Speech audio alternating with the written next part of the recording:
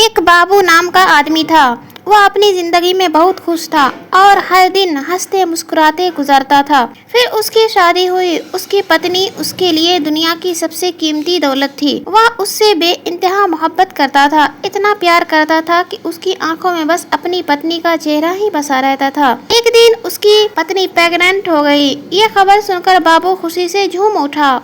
उसने अपनी होने वाली औलाद के लिए न जाने कितना सपने सजाने शुरू कर दिए। वह अपनी पत्नी का ख्याल हर पल उसकी सेवा करता, दवा देता, खाना खिलाता। जब डिलीवरी का आखिरी महीना आया तो उसे अस्पताल ले जाया गया। बाबू का दिल जोर जोर से धड़क रहा था। उसकी आंखों में आंसू थे और होठों पर दुआ। वह बार बार कह रहा था, मेरी पत्नी को सलामत रखना। कुछ देर बाद डॉक्टर बाहर आए और धीमी आवाज में बोले, आई एम सॉरी, हम आपकी पत्नी को नहीं बचा सके, लेकिन आपका बच्चा बिल्कुल ठीक है। ये सुनते ही बाबू की जैसे दुनिया उजड़ गई। उसके पैरों तले जमीन खिसक गई। वह फूट फूट कर रो पड़ा और चिल्लाकर बोला, मुझे बच्चा नहीं चाहिए, मुझे मेरी पत्नी चाहिए। उसका दिल दर्द से भर गया। गुस्से और सदमे में वह बिना बच्ची को देखे घर लौट आया। बाबू की एक छोटी बहन थी जो विधवा थी। वह बच्ची को गोद लेकर घर आई। बाबू ने बच्ची को देखते ही गुस्से से कहा, मेरे घर के अंदर कदम मत रखना, यह बच्ची मेरी पत्नी को खा गई, इसे कहीं दूर ले जाओ। बहन की आंखों में आंसू आ गए। उसने बहुत समझाया, भैया ये मासूम है, इसका क्या कसूर। लेकिन बाबू का दिल पत्थर बन चुका था। वह बोला, मैं कभी इसका चेहरा नहीं देखूंगा। मजबूर होकर बहन बच्ची को लेकर बाबू के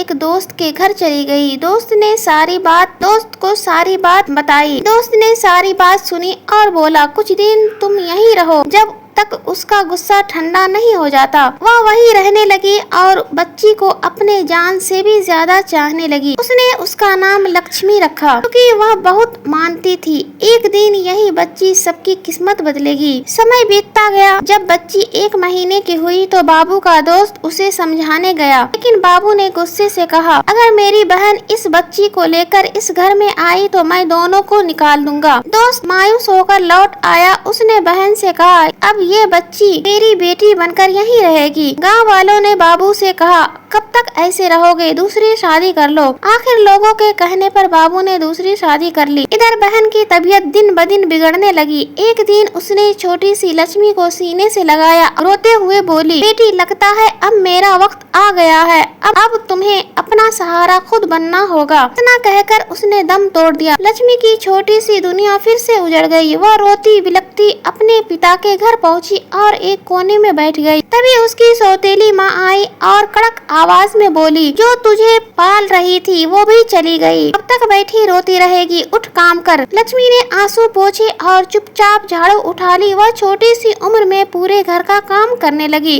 बर्तन मांजती, खाना बनाती, झाड़ू लगाती, मगर किसी से शिकायत नहीं करती। कुछ समय बाद उसकी सौतेली माँ ने एक बेटे को जन्म दिया। लक्ष्मी खुशी खुशी अपने छोटे भाई को देखने दौड़ी, मगर माँ ने उसे धक्का देकर दूर कर दिया। वो बोली, तू पैदा होते ही अपने माँ को खा गई, अब मेरे बेटे को भी खा जाएगी, इससे दूर रहो। यह सुनकर लक्ष्मी का मासूम दिल टूट गया। धीरे धीरे समय बीता और उसका भाई जवान हो गया। एक दिन उसने अपनी माँ से पूछा, माँ आप दीदी से मुझे बात क्यों नहीं करने देती। माँ बोली, उससे दूर रहो वरना तुम पर भी मुसीबत आ जाएगी। फिर एक दिन राखी का त्योहार आया। सब बहनें अपने भाइयों को राखी बांध रही थी। लक्ष्मी भी बाजार से एक सस्ती सी राखी खरीद लाई। वह चुपके से भाई के कमरे में गई और कांपती आवाज में बोली, भाई क्या मैं आपको राखी बांध दूं। भाई दौड़कर आया, उसने गला लगाया और बोला, दीदी मैं कब से इस दिन का इंतजार कर रहा था। लक्ष्मी की आंखों में आंसू बह निकले। उसने राखी बांधी, भाई ने मिठाई खिलाई और उसे तोहफा और आशीर्वाद दिया। दोनों भाई बहन का प्यार बढ़ने लगा। अगले दिन भाई बाहर गया और उसका एक्सीडेंट हो गया। माँ रोती हुई अस्पताल पहुंची और बोली, मैंने कहा था ना उससे राखी मत बंधवा। भाई दर्द से भी मुस्कुराकर बोला,